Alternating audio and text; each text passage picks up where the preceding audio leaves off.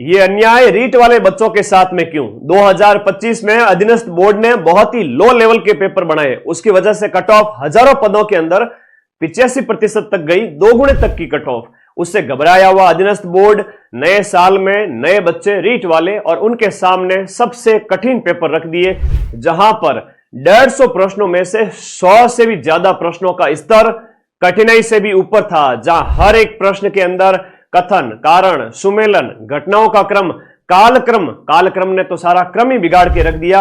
और एक नए तरह के प्रश्न जहां पर ए और आर दोनों सही है, व्याख्या करता है नहीं करता है, ए सही है आर सही है।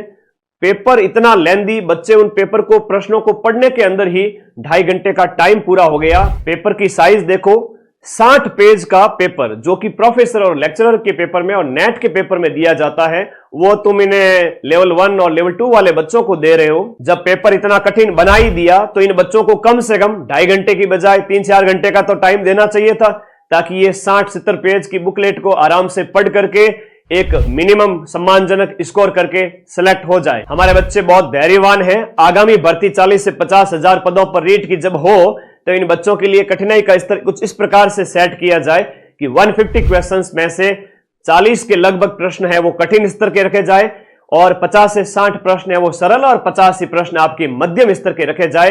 ये हमारे बच्चे हैं साहब, हम जानते हैं, दिन रात मेहनत करने वाले हैं। ये बढ़िया स्कोर करके 50,000 के पदों के अंदर भी आराम से सिलेक्शन ले लेंगे।